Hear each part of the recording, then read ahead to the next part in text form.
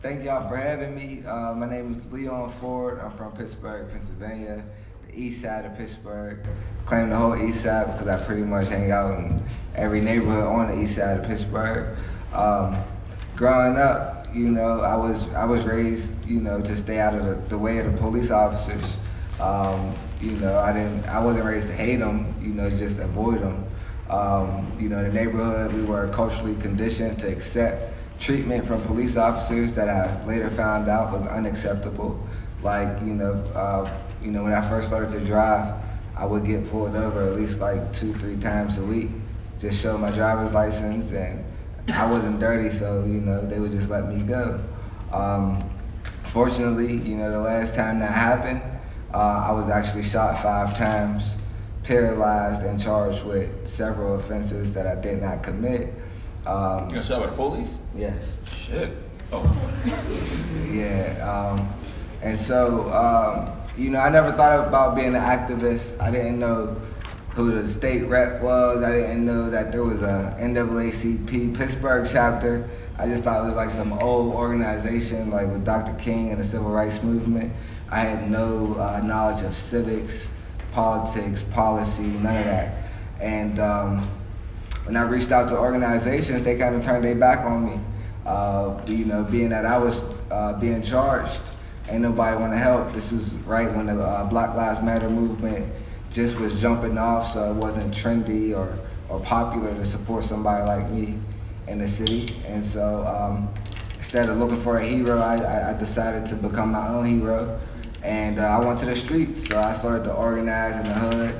I was in the barbershops, in the hair salons, the mall, even in the clubs. I remember going to the trap, like asking the DJ, like, man, cause y'all tell them I got a protest going on Saturday, bro. Like, if y'all can make it out, to the club, y'all can come to the protest. And I really just, got the support of the city and leveraged social media. I've been in, Baltimore and, other cities protesting. And I went through one lengthy trial. The criminal trial was found not guilty. I went through a civil trial where I believe I lost. They didn't come up with a verdict. I had an all-white jury. Out of over 100 jurors to select from, there were 0 black people. And so, my back was, against the wall. And I had to really consider a lot of different things before I had to settle. And it's funny because a lot of people see the money and they congratulate me, but it's really not nothing to congratulate because financial compensation for spiritual, physical, emotional, and mental pain is not justice. And so although I haven't received that type of justice, I believe justice is going to come by way of the work and the legacy that I leave behind. And that leads me to go to, the venture capitalism. I'm an entrepreneur in residence for a venture capital firm in the Silicon Valley. I have like real estate going on. I have, some promotions and, a few other companies that I'm working on. And I'm just invested in black people. Thank you.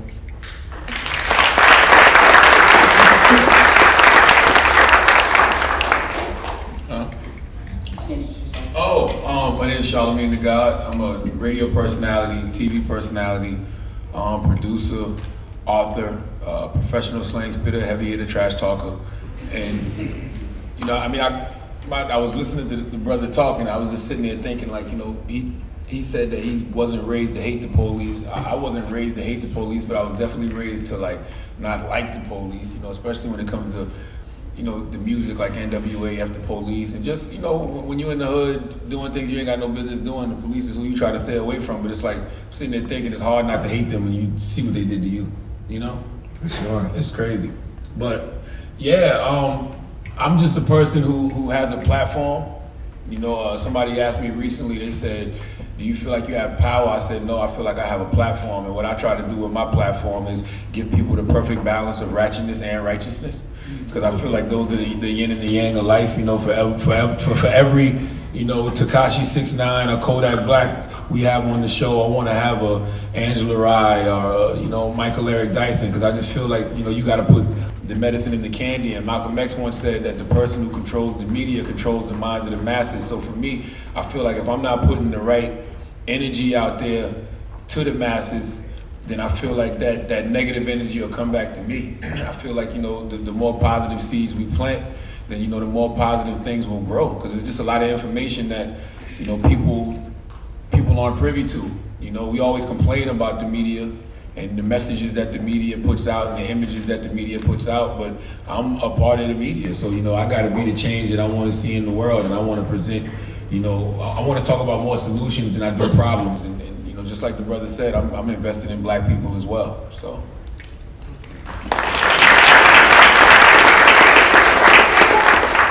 First of all, Charlamagne and everyone, thank you for joining us here today. As Coach said, this is the 13th annual hip hop conference, and so we're here today to meet with the students and to deliver positive messages.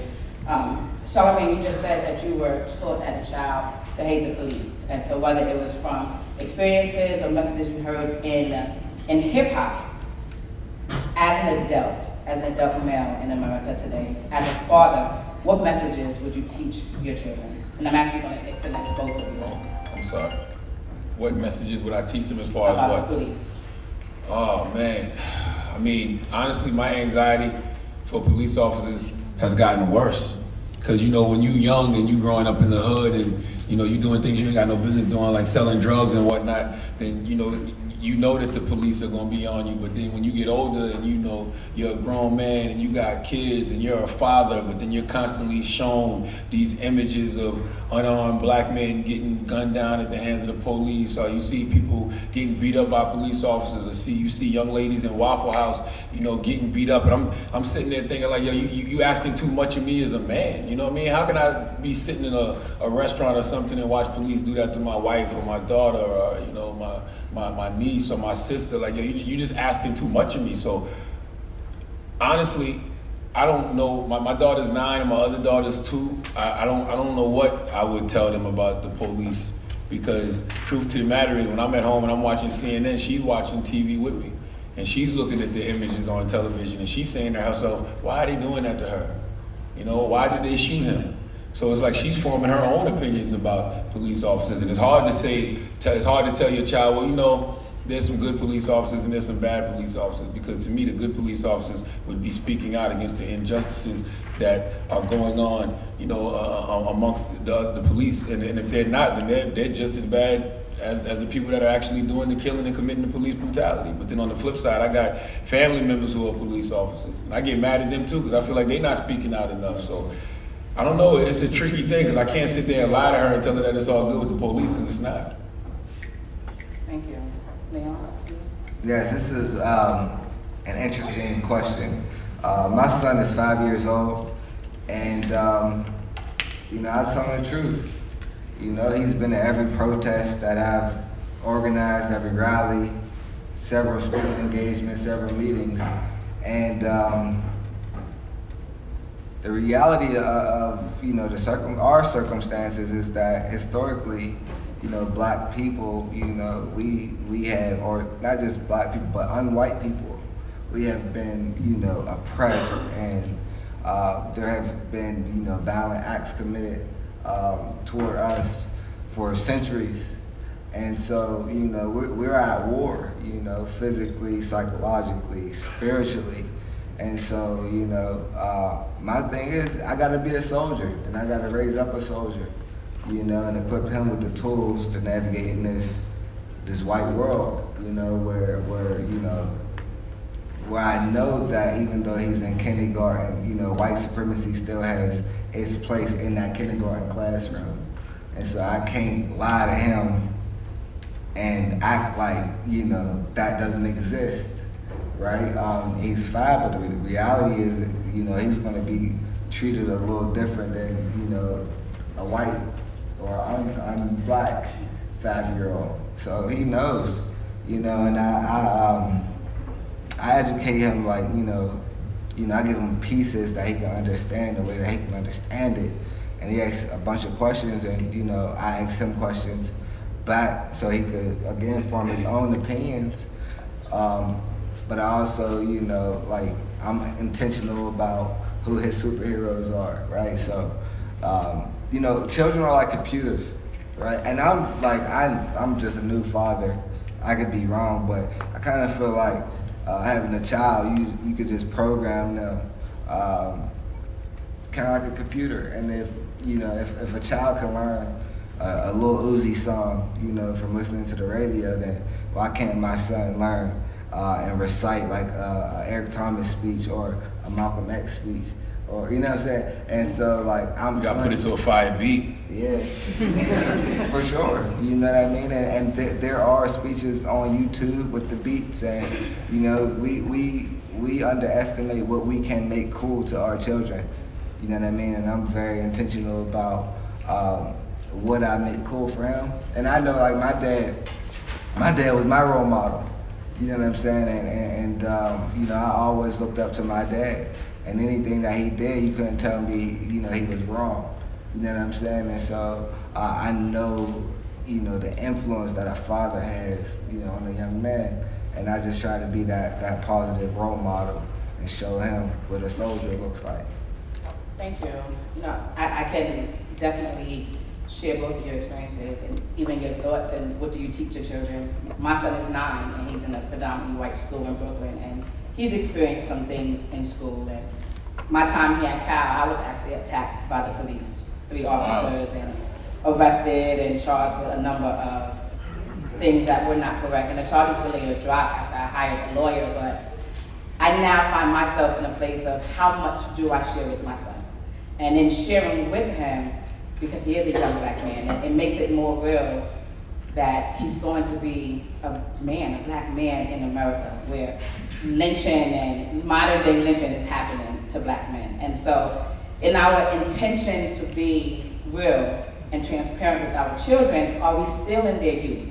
Are we now forcing our 5-year-olds and our 9-year-olds to be older than what they are because they have to be on alert constantly? That's a great question. I mean, you have to, open their eyes up to the realities of life, right? Like, you don't want them to think that it's all sweet when it's not. But I think that you can't escape it. Like, it's not something that we can hide. Like, it's literally everywhere. Like, you can turn on the local news right now and you'll see a video of the police assaulting somebody or the police shooting somebody. Of, I try to keep my kids off the internet, but eventually they're gonna be online. And that's where you see all of the social engineering going on, where you're constantly getting these images, posted in your head. So I think that you have to tell the truth and shame the devil. Like, because if not, they're gonna be like, well, what's going on? This isn't the world that I'm used to. Like, imagine like you're creating a fantasy story.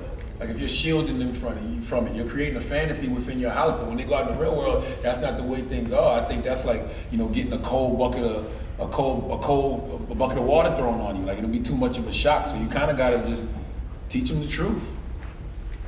Yeah, I agree with that. And for me, it's even more intense because he knows I was shot by a police officer. And he knows this. When little kids say, what happened? He's like, a cop shot my dad. And, I never had that conversation with him before he started to say that, but he was at every protest. You know what I mean? And as far as like the innocence, I think, that's white privilege to have your innocence. Because society, doesn't give us the opportunity to be innocent. I feel like when I was 19, I had to really fight for my freedom, right? And, our Urban League, NAACP, none of them, nobody came to help me. You know what I mean? So I had to figure out strategic ways to stand up against a whole city with unlimited resources, with, way more money than me. They got the best lawyers, and I had to figure it out. When I should have been at that time, doing a red nose, right? And watching twerk videos, but they took that away from me, right? Like, that's my peers, they have, they're privileged to be able to do things and to think about things that I don't even have time to think about it. You know what I mean? And so when y'all see my success and see me traveling and speaking and starting businesses, yeah, it's like it's cool, and I'm like, yo, he's so inspirational, he's doing this thing, but sometimes I admire that y'all get to just chill and like bullshit around. Because I can't do that, you know what I mean? Like, I literally, for the past 6 years, you know, I've had, you know, investigators following me around, taking pictures of me. They subpoenaed my Instagram, Twitter, Facebook, my email addresses. And you the victim. And I'm the victim, right? And they did this even after I was found not guilty of all charges. You know what I'm saying? So it's like that reality and me knowing that because of the fight that I put up and what I went through, like this is my son's reality. And even though he's 5 years old, he understands it, you know? And so it's like, you know, unfortunately, you know, my son is still a kid, like he still does kid things, but he also knows that, you know, the world is real. And yeah, because you can die, you can get killed doing kid things. It's Tamir Rice. Exactly. You know? Thank you. Thank you. Thank you. Charlamagne, so you're very vocal in your experiences in your youth and being involved in drugs and selling drugs, What was the turning point for you in your life? Turning point for me in my life was, you know, my father would always consistently tell me, if you don't change your lifestyle, you're gonna end up in jail, dead, or broke sitting under the tree. Like, he would constantly beat that in my head. And then, you know, when I actually, you know, started getting arrested and actually started going to jail, and, you know, when I started seeing people around me actually get killed, you know, when I saw cousins that I looked up to actually sitting under the tree, broke, like cousins that I used to think were the coolest dudes in the world, like they sitting under the tree just washed. And I was like, yo, that's not gonna be me. That's not gonna be my existence. So, you know, I just realized in order to change my life, I had to change my lifestyle. So it was just, you know, the fact that I was putting my hand on that stove and realizing that stove was hot. So I had to get burned a couple of times, you know, to actually change my circumstances and change my lifestyle. And that's why I tell kids nowadays, man, the best thing that you can do is listen to like the elders that came before you. Because, you know, they've already done it. Like, they walked that road, they walked that path. Like, when my father was telling me that, you know, he was telling me that because there's nothing new out here. No ideas original, nothing new under the sun. Like, if you do certain things are going to happen. Like, 2 + 2 will always equal 4. You know, that's just the way life is. So he saw the route that I was going, and he had seen plenty of people going that route, and he knew that where I was going to end up. And so, you know, luckily, I got a chance to actually correct my mistakes. A lot of people nowadays, man, these kids, they put their hand on that stove and their whole hand get burned off. Like, they don't even get an opportunity, you know, to get second chances. And, you know, with my kids, I got second and third chances. So it was just trial and error for me. I watched your Uncensored a few weeks ago, and you spoke about a time in your life where you and your dad were in a jail cell at the same time. Mm-hmm. And hearing his lessons and what he was teaching you, that you were going down the wrong path, but also seeing his experience, was it difficult to make that turning point, to actually make the turn? No, it wasn't difficult. I mean, I think the problem that my father, you know, that I think now in hindsight is he wasn't giving me all the game. Like, he wasn't telling me all the details of the street. Like, I didn't realize my father, I learned about my father selling drugs from other people.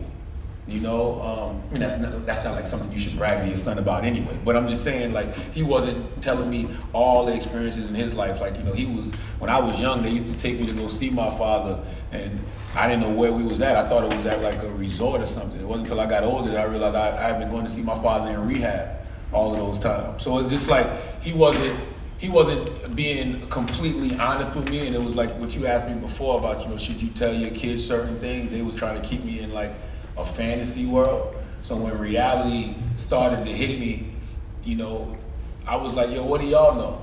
But then when I found out that he was in the street too, then I kind of was like mad, because I was like, yo, you can't tell me nothing because you out here doing the same thing. And that's when he was on some like, you know, don't do as I do as I say type stuff. But yo, you can't tell no child that. Kids, we learn from actions. Like, you know, Leon said, we watch people. That's how we get programmed. So if you're out there doing a bunch of negative stuff, and then I'm doing negative stuff, but you tell me not to do it, and you're the parent, I'm like, I'm not listening to you because you're out here doing the same things that I'm doing.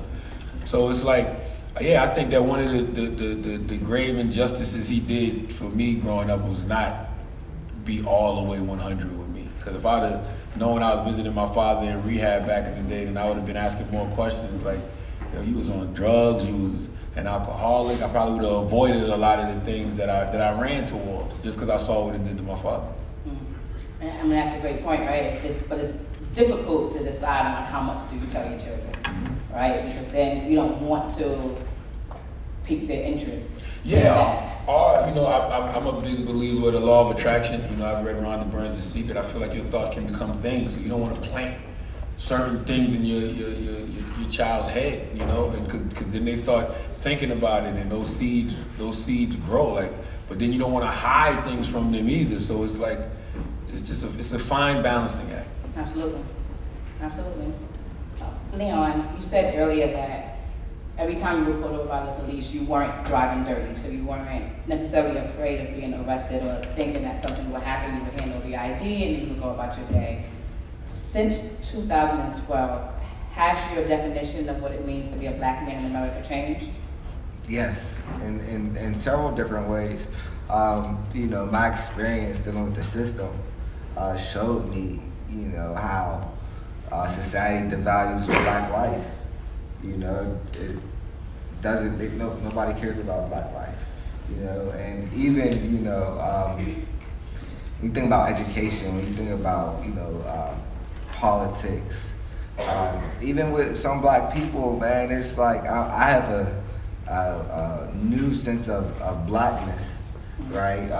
Because of society's standards of success and the access that I have within specific groups like the black middle class. And it just makes me look at society way crazy, and it makes me look at black middle class, certain people within the black middle class crazy because I know how they viewed me, a year ago, right? And I know why now that I know why I didn't get the support that I was begging for and pleading for.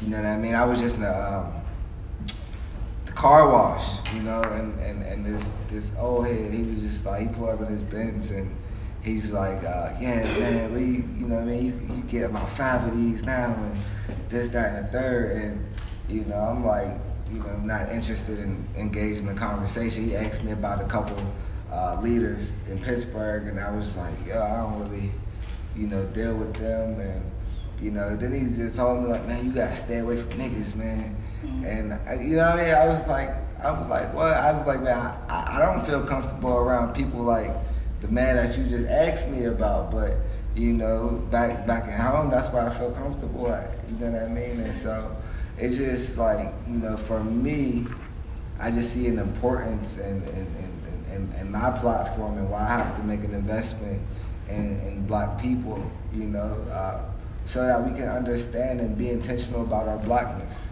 so that we can have open discussions about race and racism and white supremacy, even with our white allies, because we do have white allies. But the system of white supremacy is alive and it's thriving, and we have to unify, become more strategic in how we move and what we do, and think about how to have a real change beyond social media,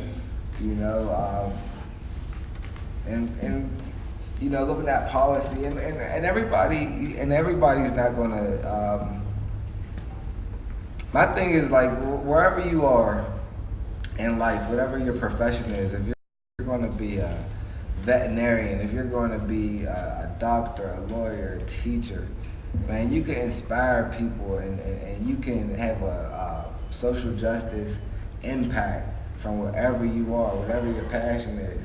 Just because my passion may be police brutality, I got shot by the police. Of course, that's what I'm gonna dedicate my time to. But we all have our own purpose. We all have our pain points that is directly connected to our purpose. So if you're looking for some type of direction, start wherever that purpose is. Start wherever that pain point is, and you'll figure it out.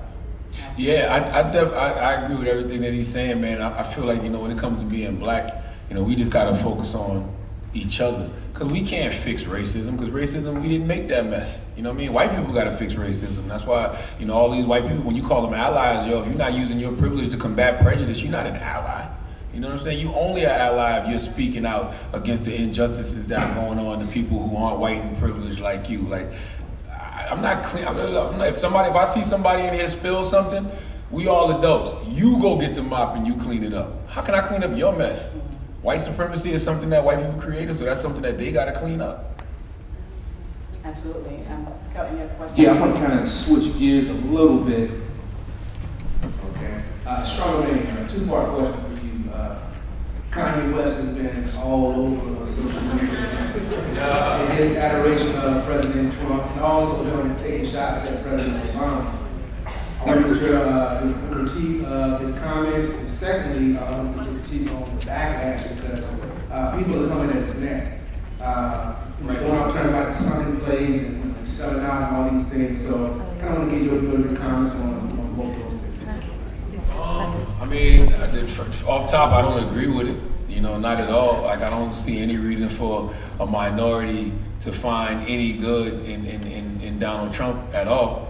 But honestly, I don't find, I can't sit there and say I can't find no reason for a white person not to find good in Donald Trump, because that white person is probably a racist bigot just like Donald Trump. So that's what they see in him. But I don't agree with it. And after saying I don't agree with it, I really don't know what the hell Kanye is doing. I've had conversations with him, and y'all will be seeing that conversation really, really soon, because I was with him last week, and I was with him before the events of this past weekend and the past week. But we did talk a lot about Donald Trump, and I just don't think it's about anything. I think Kanye, I think he likes Donald Trump's style. I think like the recklessness, the lawlessness, the outspokenness, the rebelliousness, an outsider who came in and infiltrated the system. I think Kanye sees a lot of his style and Donald Trump's style. He definitely doesn't agree with his policies and the things that he believes. So I really don't know, to be honest with you. And I don't know how all of this is going to end, just like the Trump presidency. I don't know. I don't know how any of this is going to end, but I don't agree with it at all. I would, so for people who are, on social media, you have to understand that there's a fine line, but a huge difference between a PR campaign and activism. And a lot of times, these people, I don't know them personally, but what I see from my experience and how, I've interacted with social media and how certain people responded to me is that, sometimes it's a PR campaign. And there's a lot of craziness involved with it and a lot of different theories, but at the root of it, to me, because it's kind of hard for me to understand why somebody would do what he's doing or say what he's saying without, asking himself, what is my desired outcome, right? Or, having someone on his team to say, okay, what is your desired outcome? And beyond a PR campaign, or a PR stunt, which I don't think he even needs it, because of his status, but that's what I see in it. Some type of PR campaign. I just seen him post a little clip of him rapping, and then now the same people who were saying he was in a sunken place was like, oh, there is, like, he is on to something, right? So I don't know, man. Social media is, this is why I've only posted 3 times this year, because it's just so confusing, and it's like snapshots of a whole bunch of confusion, and more people making snapshots of the stuff that is confusion, and it's just, you just get lost in it, in the rat race, and there's not too much on social media that is, really effective, solution-based, something that we can materialize, and something that's really going to change society.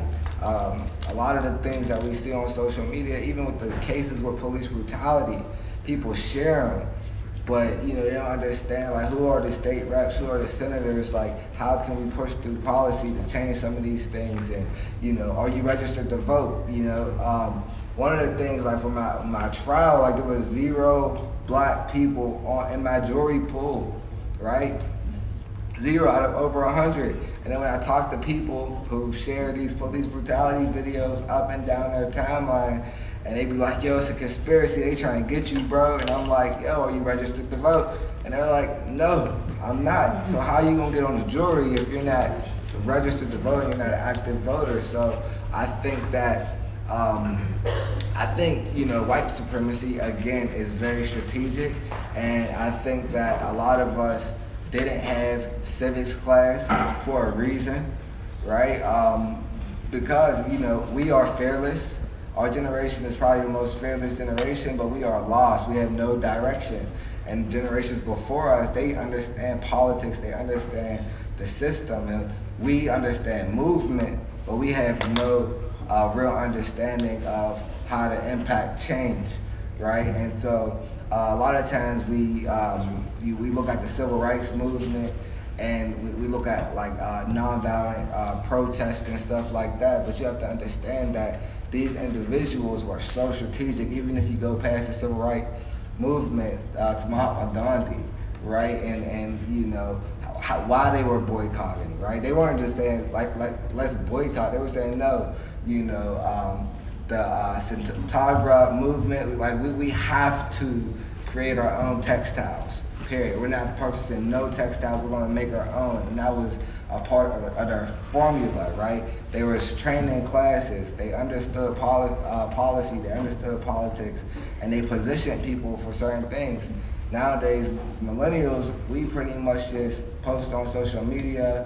We protest, and I've done it all. I'm guilty of it as well. And after 6 years, the benefit that I got from really protesting was some speaking engagements and PR campaigns. So again, I'm guilty of it as well, you know what I mean? But now I understand that, you know, from protesting and rallying and, you know, going on these social media campaigns to create awareness, it was all cool. And these, you know, people in power, they seen it, they acknowledged it. Like when they see me, they're like, well, we gotta, you know, treat Leon Ford a certain type of way because he has influence, right? But I couldn't be powerful because they had no respect for my life, right? And this is why, you know, I'm taking the, you know, the stance in the venture capital world, right? Because I understand as soon as I got some money, like they were listening to me, right? I had access to people that I'd never had access to. I was having conversations with people who didn't really want to talk to me before. You know what I mean? So, you know, I'm starting to understand the system, but I need for us all to really, you know, see beyond that social media. I need for us all to really have a desire to be civically engaged beyond the presidential elections. I'm talking about judges, I'm talking about district attorneys, right? Again, and I'm gonna leave with this, because I know I'd just be going on a rant sometimes. But like, so for 6 years, I thought that I was going to go to this civil trial and that like I was going to win, and this officer was going to get shackled up and he was going to go to prison. And then as I, you know, was going through the civil trial and I started to ask questions, I realized that it was only about money. And I was like, money? Like, are you serious? Like, this dude ain't going to jail? And I'm like, no. You know what I'm saying? And so, like, well, how's he going to go to jail? And, you know, the district attorney never filed charges against these officers. You know what I'm saying? But the district attorney's an elected official. You know what I'm saying? So if we put, you know, people in positions of power that's going to have our best interests at heart, then things are going to change. And even moving beyond putting people in positions of power, if we stand up and take those positions, we be in power. And we have the resources to do it. We have like social media, like people put hundreds of thousands and millions of dollars in campaigns to reach us, and we use social media every day for free, and we're making things go viral. So if we put our time and energy in the right things, we can really be the solution and the change that we've been waiting for. Yeah, no, Leon dropped the ball too, man. Like, that's what social media is. It is a PR campaign. Like, you know, it's not it's not real activism. That's why I get so upset at these artists sometimes. Like, you know, when Chance the Rapper tweets out, you know, black people don't have to be loyal to the Democratic Party, and you know, you tweet that out in the midst of, you know, Kanye saying, you know, his love for Trump or whatever. It sends the wrong message. Like, you gotta have some context to that tweet. Like, you're not saying that they don't have to be loyal to the Democratic Party, so that means you should go be conservatives. That means like, yo, maybe we should be independents, or maybe we shouldn't be loyal to any one party. Maybe we should like be talking about candidates that have our best interests at heart. And if these candidates aren't gonna be big on police reform or criminal justice reform, then we gonna sit on our votes. Like, you know, we can be like the new Black Tea Party, you know, and go vote in blocks in this midterm election, you know what I mean? Or in 2020. Like, we can really sway campaigns if we actually come together collectively and focus. And that's why I get mad at these artists sometimes, because they just say shit. Like they, just because you got your phone right there, like sometimes you gotta think things through, or call somebody who's more educated on the subject you're trying to talk about, you know, because you gotta have context to certain things. Like, I understand how you get paid to tell stories for a living, but you just put a bar on Twitter and expect people to fill in the other 15 bars. Like, black people don't have to be loyal to the Democratic Party. What did that mean? You know what I'm saying? You can't just say that.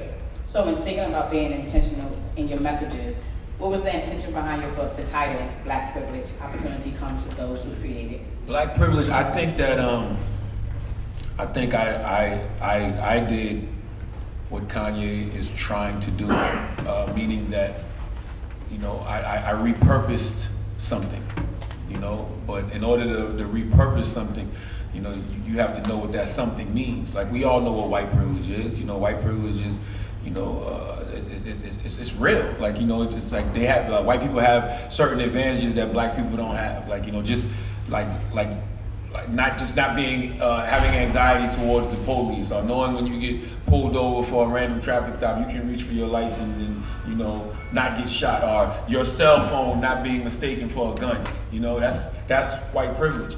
But the word privilege also means an honor to be, you know, and I feel like it's a privilege to be black. You know, I feel like it's a privilege to be in this black skin. I feel like my melanin is power. I feel like my melanin gives me strength. So it was just me repurposing something that is very real, just to give all people a sense of pride. Because that's how I grew up. I grew up riding around with my father, listening to James Brown say a lot, "I'm black and I'm proud," and people walking around with the African medallions on, and, you know, the Malcolm X hats. Like, people were just proud to be black, and that's what the meaning of the title was. And I think Kanye's trying to do that, but the problem with that "Make America Great Again" slogan is that America was never great for minorities. America was never great for black people. It was never great for women. It was never great for gay people. It was never great for Latinos. So when you say "Make America Great Again," you're really saying "Make America White Again." So if you want to reposition a statement like that, you just got to say "Make America Great for everybody."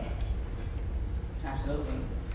So for the both of you, and in knowing that America has never been great for people of color and minorities and anyone that's not white, what would you say, or how would you respond to someone that combats Black Lives Matter with All Lives Matter? And how would you combat the voice of someone saying black people have to first care about themselves before we expect America to care about us? Well, when you say Black Lives Matter and then somebody hits you with All Lives Matter, if you're not even acknowledging that Black Lives Matter, then you're truly not acknowledging All Lives Matter. So I need All Lives Matter people to know how to All Lives Matter correctly, you know? Because you're not even All Lives Mattering correctly if you don't acknowledge black lives. Absolutely. Leon? Me, I've just learned to dismiss it, you know, and just focusing on building community. You know, there's gonna be some people who, you know, want to be confrontational. I don't have time for that. You know, I'm not gonna waste my time on confrontation when I have to study and I have to equip like I said, I'm a soldier and this is a war. You know what I mean? And I don't have to engage in every battle. I have to pick and choose my battles, what's worth my time and energy. That's the most difficult thing, right? The most difficult thing as a black person is like, I don't care what white people think about me. But then again, I have to care what white people think about me. Because their perception of me could possibly get me killed. You know? Yeah, it's interesting, and you know, and I understand that, you know, and that's why I have to put myself as a soldier. That's why I call myself a soldier, because I know like every day there's a possibility that I can be killed for no reason, you know, and so like for me, you know, I go out and you know I try my best to have a positive impact on society, and as far as like my son, you know, concerned. You know, I'm preparing, you know, society for my son.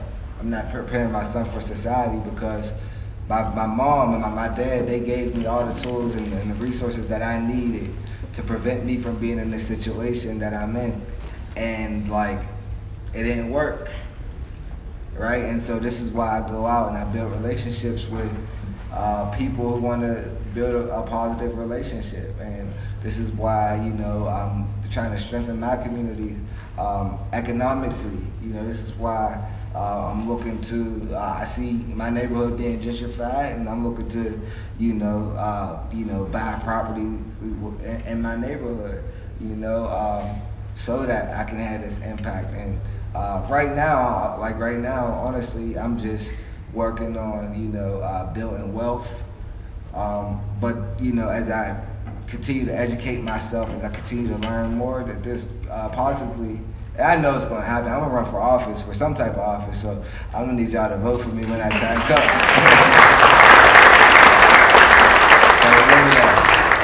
Thank you. Cal? Yeah, well, if you all want to raise your hands so I can come to some of you all and take some questions from the audience. We have one of our very own outstanding artists right here, my favorite color, A.K.A. Willis. He has a question. Hey, this question is for Charlamagne. I was on Lil Duval's Instagram, and I saw you said that you talked to J. Cole about the false prophet verse. Oh no, I think I worded that wrong. Yeah, or were you saying you talked to Kanye about? Kanye about. Yeah. Could you like speak on that, or would you rather keep Oh it no, going? I said I actually spoke on that last week. I just was like I brought it up to him, which was so funny that they created that meme. And I brought it up to him, and he was like, "Man, he just like I feel like J. Cole disses me all the time." That's what he said. He was like, he quoted another verse. What was the? I don't want no chick from reality shows, out of touch with reality hoes. And he was like, "Yo, who else would that be about?" That's what he felt. All right,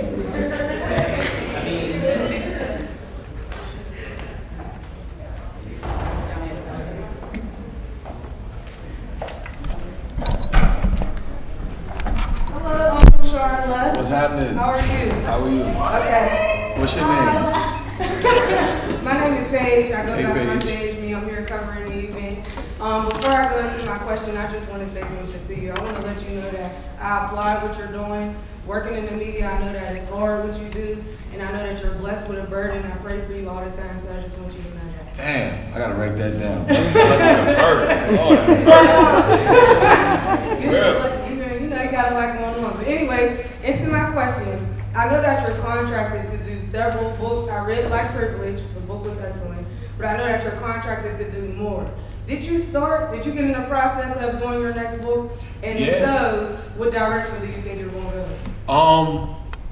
Yeah, I started writing my second book. The crazy thing about that is like, you know, I did Black Privilege, and then, you know, of course, it's a one book deal. But then when it sells the way that it did, you know, thank you to everybody who bought it. Of course, they want you to come right back out with another book. And like, I don't do things for money. Like money is never my motivation. Like, you know, if it doesn't mean something, if it's not going to impact people in a certain way, I don't want to do it, because I feel like when you start off with the intention of, I'm going to get this bread, that's not a good intention to put out in the universe. So I really didn't have I was like, yo, I'm just going to wait until I get hit with something that I want to write about. And I remember I was on vacation last year, and like I had all my family around me, and it just hit me like, oh, I know exactly what I want to write about. So yeah, I tell y'all, I haven't told anybody, but my next book is going to be about like anxiety and, you know, insecurities and, you know, therapy, because I've been going to therapy. So like, that's what my next book is going to be about, because I feel like, you know, a lot of times in society they tell you that you have to be fearless in order to make it. But I think that my whole life I've been using fear as fuel, you know? Like even when my father told me that if I don't change my life, if I don't change my lifestyle, I'm gonna end up in jail, dead or broke, sitting under the tree. Like that scared me. You know, that scared me to change my life. So I just feel like, you know, it's this misconception that you can't be afraid of things in life, which is complete BS. Because everybody in this room is terrified of something every single day. You know, and I feel like, you know, especially growing up in the hood, like we normalize so many things that should terrify us, and we suppress a lot of the trauma that we've experienced because of these scary things. So it's just like, yeah, I just wanna talk about that, you know. So that's what my next book is about. Okay, real quick, you spoke about therapy, and we know that can be kind of a stigma in the Black community in terms of even talking about mental health and going to see a therapist. When and where did it happen for you? And I know a lot of students that deal with some anxiety issues and a lot of things. And in what way would you encourage them to, like, you know, go see a therapist? Yeah, you know what's so funny, man? I've been challenging that notion, that stigma, that notion that therapy is a stigma in the Black community. I don't know if it's a stigma. I just think people don't know. Ain't nobody with no therapist in the hood. Like, you know, nobody ever be like, yo, you need to go talk to. Nobody ever told me you need to talk to a therapist when you was young. Like, you might go see the guidance counselor, you know, when you're getting in trouble at school, or you having behavioral issues. I remember they sat me down with this guy one time, and I guess they was trying to determine whether or not I should be on Ritalin or something. This dude was like, hey, do you hear voices? And I'm like, yes. And he's like, what did the voice just say? What did the voice just tell you? I said, it just asked me, do I hear voices? And he's like, oh, he's just an asshole. He don't, you know, get him out of here. So it's just like, you know, nobody introduced me to therapy till I got older. Therapy wasn't something till, you know, in my 30s I started hearing people talk about, like, you know, just friends and associates tell me like, yo, man, you should try therapy. Oh, you should go to therapy. You should go to therapy. And it's just like, just last year, my wife was like, go to therapy. Because, you know, a lot of times, man, when you the go-to person don't got nobody to go to. And you can sit around and talk to your homeboys all day long, or talk to your homegirls, but we all dealing with stuff. Like, we all dealing with issues that we all trying to unpack. So I just recommend therapy for everybody, and I recommend going to a therapist that don't know nothing about you, and don't know nothing about your lifestyle, don't know nothing about your world, because then they're really talking to you from a very objective place. And I know for a fact, man, I be leaving my therapist and I be like, I wonder who does she talk to, because I'm a lot. So like, I know I just messed her head up just now. How's it going? I have to? I got a bad bag. What's your name, brother? Jesse. How you doing, Jesse? Good, how you doing? So my question for you is, you just spoke about mental health. So my question would be for you in terms of your own spirituality. I know you speak on a lot about God and how that helps you as well as therapy. I just like to hear a little bit of piece about that. You two as Yeah, I mean, I just got a real strong spiritual foundation. Like, my mother was a Jehovah's Witness, my grandmother was a Baptist, my father was a witness for a while till he got this fellowship and he started studying Islam. So, you know, every piece of literature that I was reading growing up had some type of, you know, spirituality in it, whether it was Watchtowers and Awakes from the Kingdom Hall. You know, my father was giving me books like the autobiography of Malcolm X. If I got Are You There, God? It's Me, Margaret, by Judy Blume out of the library. Like, it was just something that always let me know that there's something bigger than us. And plus, even if you don't even get introduced to any religion or any spirituality, there's no way you can look around this planet and not say to yourself, it's gotta be something bigger than all of us. So, you know, I just have a spiritual foundation, because I just feel like that's just common sense to have. Whether you, I don't know what you want, you can call them Jehovah, you can call them Allah, you can say Jesus. It's just something bigger than us. That's why I say GOD should just be an acronym for gain your own definition.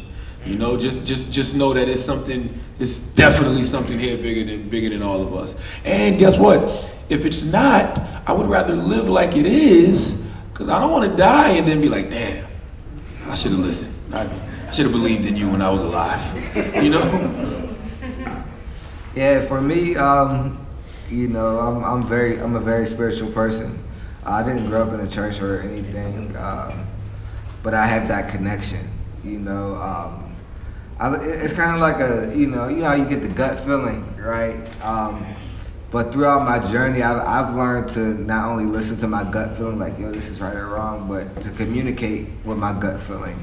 and that's the best way that I can explain it, but as a guide, you know, as a map for my journey. And I don't know if any of you ever read The Alchemist. Right, and so I listen, you know, to my gut, you know, and I pay attention to those good omens, and they happen all around me. And the more that I'm aware, right, the more that I'm focused, the more that, you know, the Creator God reveals to me, you know. And I have like 2 guiding principles that helps me out in life, that keeps me humble. The one, you know, the first one is I always ask myself, like, am I doing this for my ego or my spirit? Ooh, Right. bar. And and so, like, for instance, like, so last week I was just like bored, and I wanted to go test drive a Tesla. I was gonna buy it, and then I like went home and I slept on it, and I was like, well, is this for my ego or my spirit?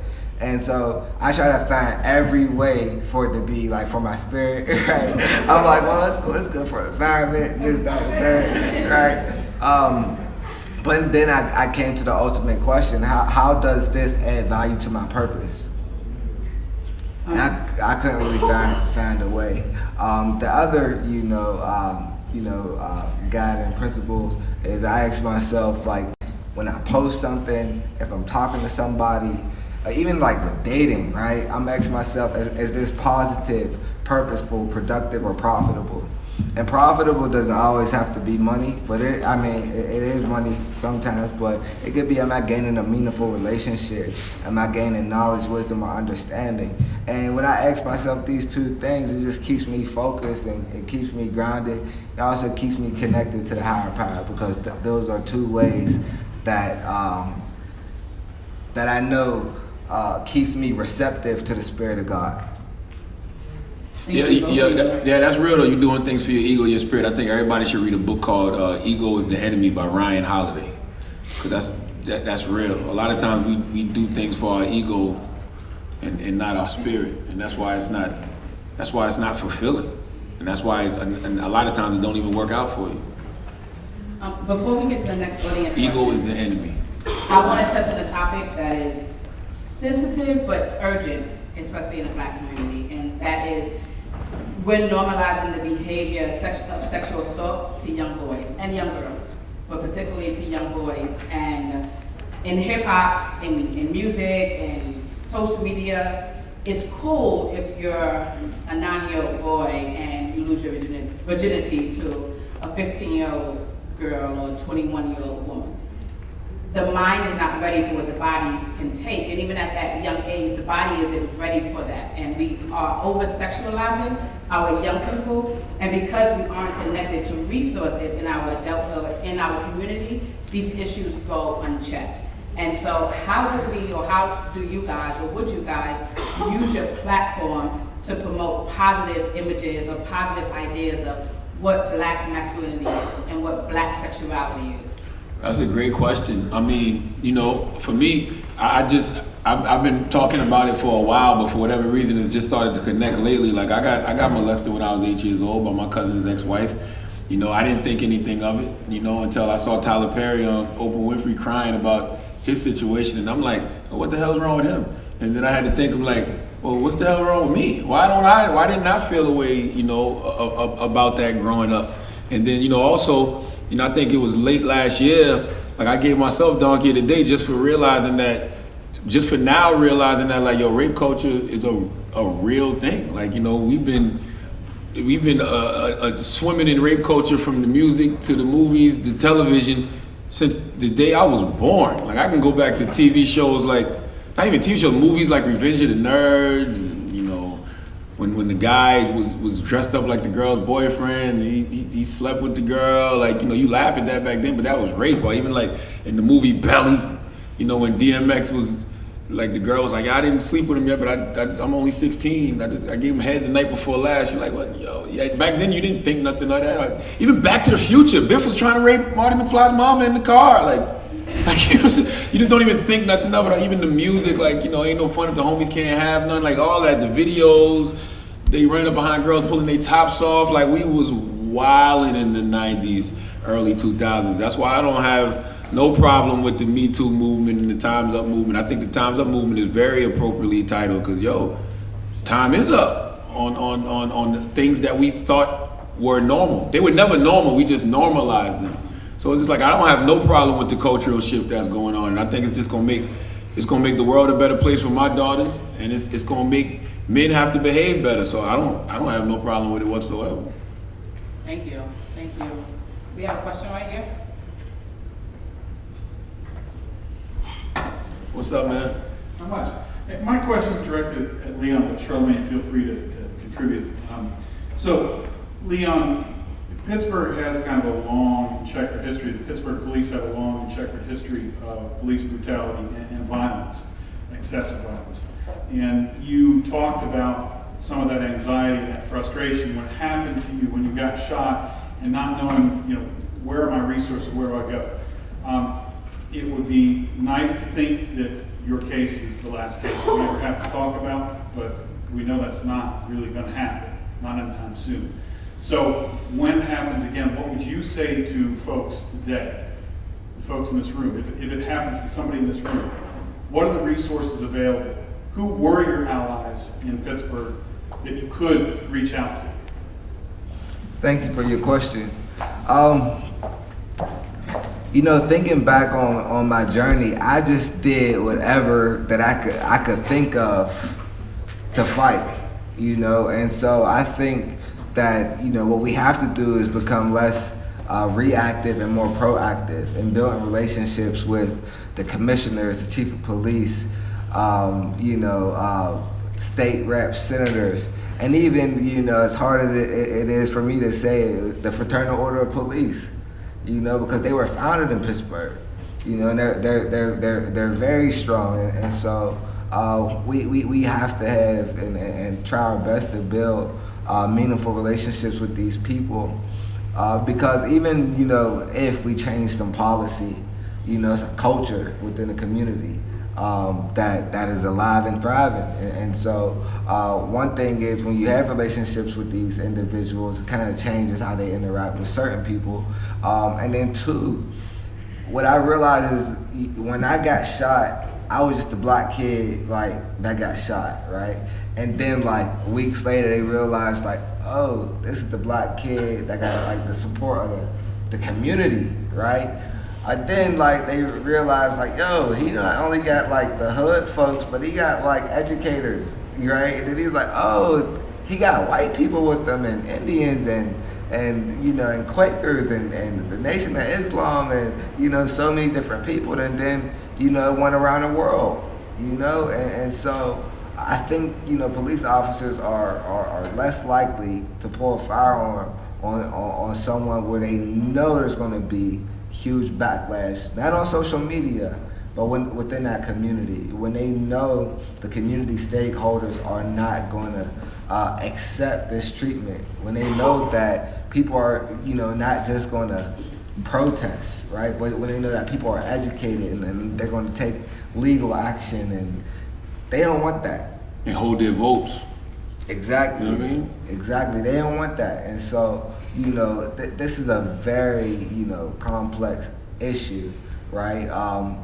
And again, as a community, you have people from many, different, professionals and lived experiences. But when we bring our lived experiences together and we unite and we say, yo, we are not having this, then, it's less likely to happen. And if it does happen, we're going to do whatever it is that we can do and have to do, to get justice.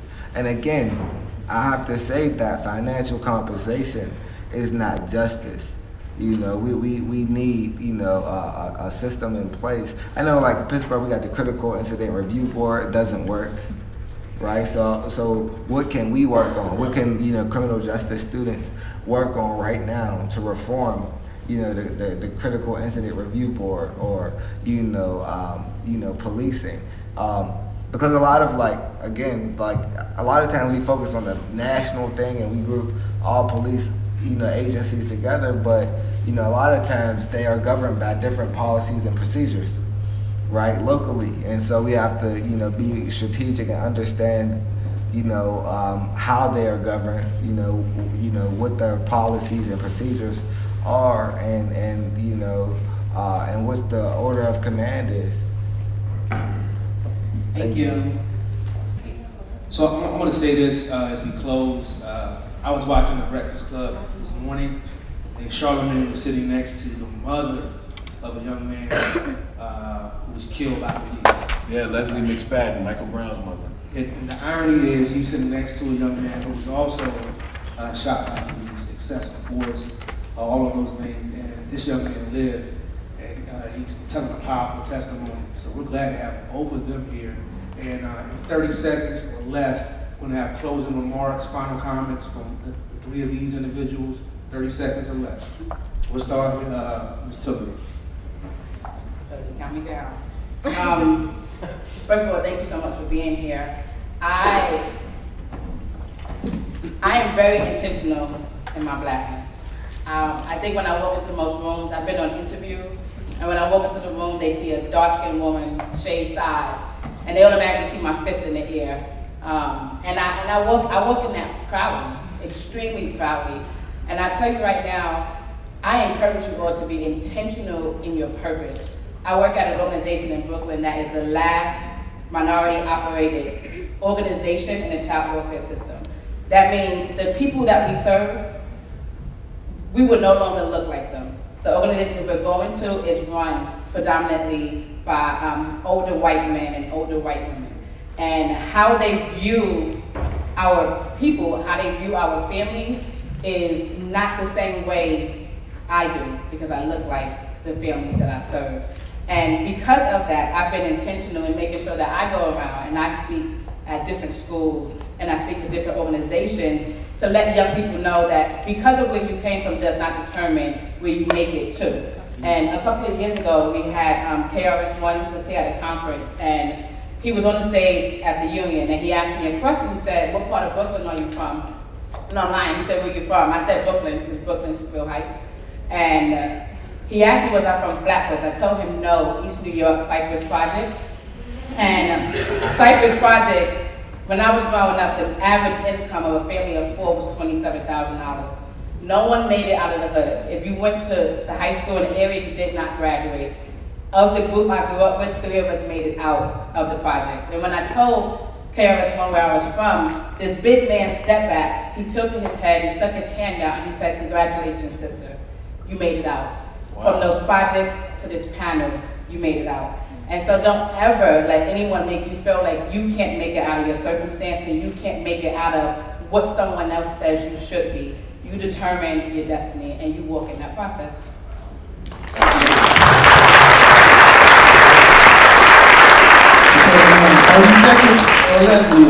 Oh, man, I just want to thank y'all for having me here. I hope that my story and my words resonated with you all. Y'all can follow me on social media, Leon Ford Speaks. And yeah, let's just continue to support one another. If y'all got something going on, y'all want me to support, just let me know, DM me, email me. And if y'all see me out there, if y'all ever see me on, somebody's poll, make sure y'all vote. Make sure y'all cousins and grandmas and aunts and uncles and everybody, y'all family vote. Thank you. I just want to say, keep God first, stay humble, keep working, believe in who you are and what you are and what God put you here to be, and just respect the process, man. Put the weed in the bag, and thank you for having me today. I really appreciate that.